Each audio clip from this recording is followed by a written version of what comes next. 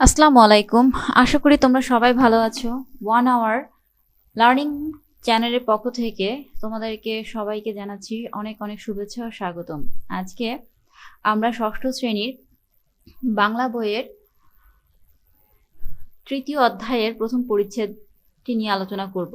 তার আগে যারা এখনো আমাদের এই চ্যানেলটি সাবস্ক্রাইব করোনি, চ্যানেলটি সাবস্ক্রাইব করে ফেলো, কারণ এখানে তোমাদের সাবজেক্টের ভিডিওগুলা পর্যায়ক্রমে দিয়ে দেওয়া হবে।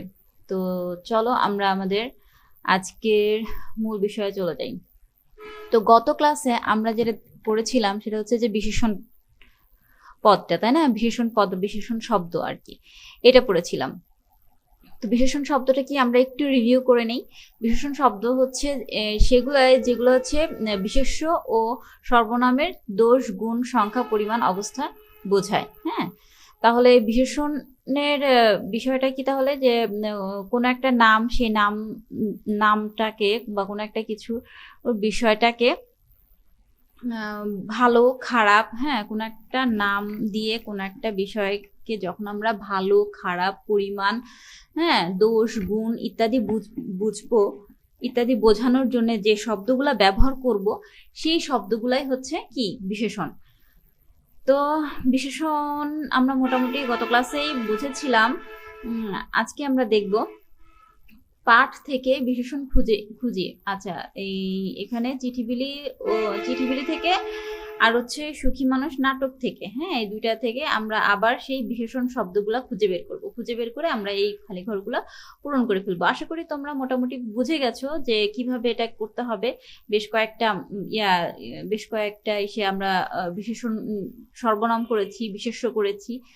তো ওই দুইটা টপিকে যখন আলোচনা করেছি তখন আমাদেরকে এই ঘরটা পূরণ করতে হয়েছিল। তো তোমরা ওই ঘরটা নিশ্চয়ই পূরণ করে ফেলেছো, বুঝতে পেরেছো কিভাবে করতে হয়। আমি দেখিয়ে দিয়েছিলাম কিভাবে চিঠিবিলি থেকে আমরা বিশেষ্য আর সর্বনাম খুঁজে বের করে এই ঘরের এই ছকটি পূরণ করতে হয়, দেখিয়েছিলাম। তো তোমরা বিশেষণটাও ঠিক একইভাবে বিশেষণ শব্দগুলা খুঁজে বের করে, চিঠিবিলি থেকে খুঁজে বের করে আর এই সুখী মানুষ নাটক থেকে খুঁজে বের করে তোমরা এই ঘরগুলা পূরণ করে ফেলবা। আশা করি তোমরা পারবা, তাই না? আচ্ছা, পরবর্তীতে কি আছে? আবার একটি অনুচ্ছেদ লিখতে হবে। কি টপিকের উপরে? বিশেষণ। হ্যাঁ, বিশেষণ শব্দ আমাদেরকে আন্ডারলাইন করতে হবে এই অনুচ্ছেদটি থেকে। তাহলে আমরা এবার কোন টপিকের উপর অনুচ্ছেদ লিখতে পারি বলতো? এবার আমরা কাজী নজরুল লিখেছিলাম, এবার লিখি তাহলে রবীন্দ্রনাথের উপরে। কেমন? আমরা রবীন্দ্রনাথ ঠাকুরের উপরে একটা অনুচ্ছেদ লিখে ফেলবো, তাহলে তার সম্পর্কে আমাদের জানা হয়ে যাবে। কম হোক বেশি হোক, মোটামুটি একটা ধারণা আমরা পেয়ে যাব। তাহলে আমরা এখানে এই অনুচ্ছেদে আমরা রবীন্দ্রনাথের উপরে 100 শব্দের মধ্যে একটা অনুচ্ছেদ লিখে ফেলবো। লিখে সেখানে আমরা এই যে বিশেষণ শব্দগুলা আমরা আন্ডারলাইন করব। ঠিক আছে? ওকে, তাহলে চলো আমরা নেক্সটে কি আছে দেখি। নমুনা 4। নমুনা 4 কিসের উপরে লেখা আছে সেটা আগে আমরা পড়ে নিই। কেমন? নমুনা 4-এ আছে হচ্ছে ক্রিয়া। আমরা আজকে ক্রিয়া শিখব। ক্রিয়া শব্দের অর্থ কি জানো? ক্রিয়া শব্দের অর্থ হচ্ছে কাজ। ক্রিয়া হচ্ছে কাজ করাকে বোঝায়। ঠিক আছে? কোনো কিছু কাজ করাকেই ক্রিয়া বলে। ঠিক আছে? আচ্ছা, এখানে আমরা পড়ি ক্রিয়া কাকে বলেছে, বইয়ের ভাষায় আমরা তাহলে পড়ি। ঠিক আছে? যেসব শব্দ দিয়ে করা বা হওয়া বোঝায় সেগুলোকেই ক্রিয়া বলে। আচ্ছা, যেসব শব্দ দিয়ে করা বা হওয়া বোঝায়, মানে কোনো কাজ করা, হ্যাঁ, বা কোনো কাজ হওয়া, হ্যাঁ, এগুলোকে কি বলে? ক্রিয়া বলে। এই শব্দগুলোকে কি বলে? ক্রিয়া বলে। যেমন সুমি খেলছে, খেলাটা কি? কাজ। সূর্য ডুবে গিয়েছে, এই ডুবে গিয়েছে মানে ডুবে যাওয়া, মানে এটা কি? একটা কাজ। এখানে দাগ দেওয়া শব্দগুলো ক্রিয়া, মানে যে খেলছে যেটা বললাম, ডুবে গেছে, এটা কি? ক্রিয়া। এগুলো হচ্ছে কাজ করা বোঝাচ্ছে। আচ্ছা, পাঠ থেকে ক্রিয়া খুঁজি। আচ্ছা, ওইটা তোমরা পরে পড়বো। আগে আমরা এই যেখানে কি লেখা আছে এই গল্পটা আমরা পড়বো। ঠিক আছে? গল্প পড়ে আমরা এখানে কি করব? এখানে আমরা ক্রিয়া শব্দগুলো খুঁজে বের করব। খুঁজে বের করে কি করব? অ্যাজ ইউজুয়াল এই ঘরের মধ্যে এই যে আন্ডারলাইন করা আছে এগুলোতে আমরা কি ক্রিয়া শব্দগুলা লিখে ফেলবো। ঠিক আছে? তাহলে চলো আমরা খুঁজি কোন কোন শব্দ ক্রিয়া এখানে ব্যবহার করা হয়েছে। কেমন? ওকে, নমুনা 4। সবাই যখন খেলে রিনার ভাই রাজীব তখন পড়তে বসে। আচ্ছা, রিনা হচ্ছে কি বলতো? রিনা হচ্ছে বিশেষ্য, নাম। ঠিক আছে, ভাইটাও কি বিশেষ্য, তাই না? নাম রাজীব, হ্যাঁ রিনার ভাই রাজীব বিশেষ্য, তাই না? তখন কি করে, পড়তে বসে। এই যে পড়া, পড়াটা কি কাজ, তাহলে পড়াটা কি ক্রিয়া। আচ্ছা সবাই যখন খেলে, খেলাটাও কি তাহলে ক্রিয়া, দেখতে পেয়েছো? তাহলে খেলা পড়া আমরা দুটো পেয়ে গেলাম, কিন্তু ক্রিয়া এই নিচের এই ছকে আমরা লিখবো খেলা পড়া, ঠিক আছে। আচ্ছা তারপর আবার সবাই যখন পড়তে বসে রাজীব তখন ঘুমায়। আচ্ছা এই যে আবার পড়া এবং ঘুমানো আরো দুটো পেয়ে গেলাম, ঠিক আছে। আচ্ছা আর সবাই যখন ঘুমিয়ে পড়ে রাজীব তখন খেলে। আচ্ছা আবার ঘুমিয়ে পড়লো আর হচ্ছে যে খেলা করলো, ঘুমানো আর খেলা, আমরা আবার আরো দুইটা ক্রিয়া পেয়ে গেলাম, ঠিক আছে। আচ্ছা আজকাল কি যে করছে ছেলেটা, আসলেই তো কি যে করছে, যখন বিষয়টা কি দাঁড়াইলো দেখো, যখন সবাই পড়তে বসতেছে রাজীব তখন ঘুমাইতেছে, হ্যাঁ ঘুমাচ্ছে। আবার যখন সবাই ঘুমিয়ে পড়তেছে, সে সবাই ঘুম, হ্যাঁ সে তখন খেলনা টেলনা নিয়ে খেলাধুলা নিয়ে ব্যস্ত। ব্যাপারটা আসলে একটু উল্টা পাল্টা, তাই না? আচ্ছা যাই হোক, বয়স সবে 4 বছর পূর্ণ হলো, হ্যাঁ। আচ্ছা কার বয়স, এই রাজীবের বয়স, তাই না? বয়স সবে 4 বছর পূর্ণ হলো, সবকিছুতেই তার এলোমেলো আচরণ। কি আচরণ? এলোমেলো আচরণ, তাই না? এলোমেলো আচরণ। আচ্ছা বাবা একদিন কথায় কথায় মাকে বললেন, বললেন বলা, বলাটা কি ক্রিয়া, তাহলে এটা কি হবে, বললেন, আমরা এখানে লিখে ফেলবো, ঠিক আছে। বললেন, বললেনটা হচ্ছে ক্রিয়া। আচ্ছা ছেলেটার সব কাজ এমন এলোমেলো হচ্ছে কেন? আচ্ছা সব কাজ কি কাজ, কাজটা কি ক্রিয়া, সব কাজ এলোমেলো হচ্ছে কেন, প্রশ্ন করছে কাকে, মাকে। আচ্ছা তাহলে আমরা এই কাজটা এখানে লিখে ফেলবো, ঠিক আছে। আচ্ছা মা হেসে বললেন, এই যে বলা, বলাটা কি ক্রিয়া, তাহলে এই বলাটাও আমরা এখানে লিখে ফেলবো, ঠিক আছে। বললেন লিখে ফেলবো, বললেন, ঠিক আছে। কোথায়, সব কাজ তো এলোমেলো হচ্ছে না, তার মানে সব কাজ, এই যে কাজ কি হচ্ছে না, এলোমেলো হচ্ছে না, তাই না? যে সব কাজ, কাজ তাহলে আমরা লিখে ফেলবো এখানে, ঠিক আছে। ক্রিয়া এই যেমন আমি খাইয়ে দিলে রাজীব সময় মতো খায়, এই যে খাইয়ে দিলে, এই খাওয়া, হ্যাঁ খায়, খাওয়াটা কি কাজ, আমরা আরো একটা পেয়ে গেলাম খাওয়া, তাহলে এখানে আমরা খাওয়া লিখে ফেলবো, ঠিক আছে। আচ্ছা মার কথা শুনে বাবা হাসলেন, কি করলেন, হাসলেন, হাসিটা কি, হাসিটাও হচ্ছে একটা কাজ, ঠিক আছে। কথা বলা একটা কাজ, শোনা একটা কাজ, তাই না? তাহলে হাসিটাও কি, হাসিটাও হচ্ছে একটা কাজ, তাহলে এই হাসিটাও আমরা এখানে লিখে ফেলবো, কি লিখবো, হাসলেন, ঠিক আছে। আচ্ছা বললেন, বলাটাও একটা কাজ, তাহলে কি বললেন, বললেনও আমরা আর একটা পেয়ে গেলাম। আর একটু বড় হলে কি করবে, মানে আর একটু বড় হলে কি করবে, সেটাই হচ্ছে দেখার বিষয়।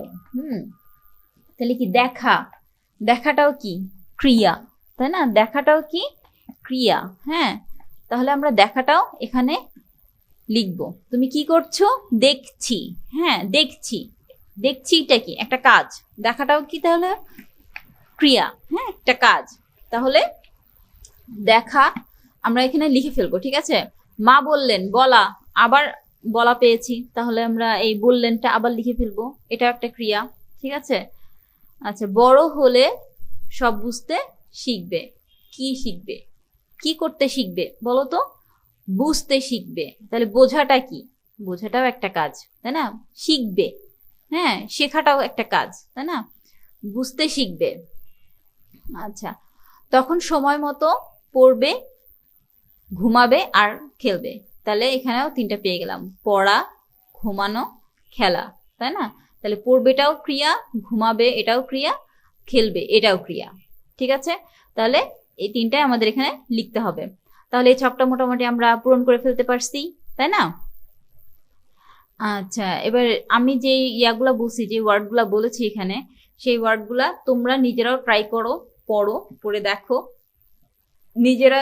আবার যদি কোনো ওয়ার্ড নতুন পেয়ে যাও, ক্রিয়া, যে শব্দগুলো ক্রিয়াগুলো তোমরা বুঝতে পারো, সেই শব্দগুলো তোমরা এখানে লিখবে। তো আমার বলা শব্দগুলো আর তোমরা যে নতুন যদি কোনো শব্দ খুঁজে পাও সেগুলো মিলিয়ে দেখবে, ঠিক আছে কিনা, এটা তোমরা তোমাদের সহপাঠী অথবা তোমাদের বন্ধু বান্ধবের সাথেও করতে পারো, সমস্যা নেই। হ্যাঁ, তাহলে তোমাদের এখানে আবার একটা সুন্দর রিভিশন হয়ে যাবে। ঠিক আছে, তাহলে ক্রিয়াটা কি আমরা বুঝলাম, পাঠ থেকে ক্রিয়া খুঁজি, এটা আমরা খুঁজে বের করলাম, তাই না?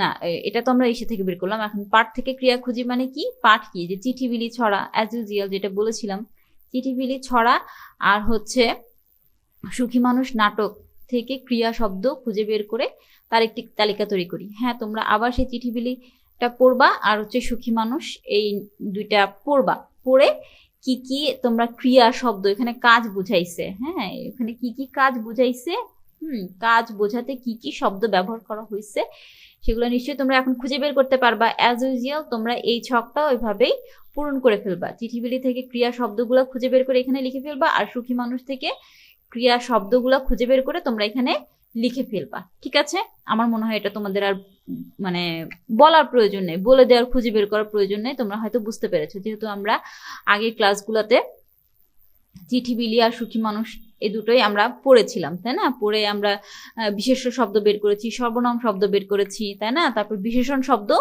বের করেছি, তাহলে আমরা ক্রিয়া শব্দগুলো বের করে ফেলতে পারবো, সমস্যা হবে না, তাই না? আচ্ছা, এখানে কি লেখা আছে, আবার একটা অনুচ্ছেদ লিখতে হবে, কি শব্দের উপরে, ক্রিয়া শব্দের উপরে, মানে মানে একটা অনুচ্ছেদ লিখতে হবে, সেই অনুচ্ছেদের মধ্যে ক্রিয়া যে শব্দগুলো আমাদের থাকবে, হ্যাঁ সেই শব্দগুলো আমাদের কি করতে হবে, সেই শব্দগুলো আমাদেরকে বের করে এখানে আন্ডারলাইন করতে হবে, তাই না?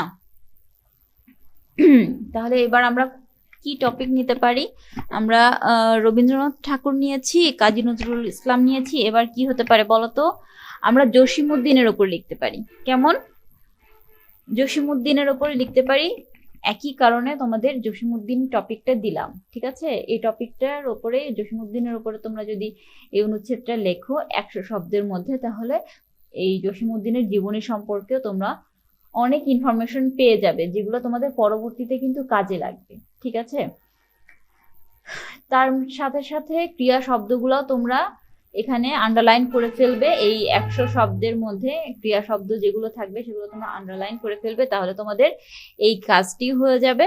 সাথে সাথে তোমাদের তার সম্পর্কে, তার জীবনী সম্পর্কে, তার লেখা সম্পর্কে, গল্প কবিতা, হ্যাঁ এগুলো সম্পর্কে তোমাদের একটা ধারণা হয়ে যাবে। পরবর্তীতে এই টপিকের উপরে তোমাদের কোনো প্রশ্ন বা কোনো যে কোনো কিছু আসলে তোমরা সেটা অ্যান্সার করতে পারবে। ঠিক আছে, ঠিক আছে, তাহলে দেখা যাক পরবর্তীতে কি আছে।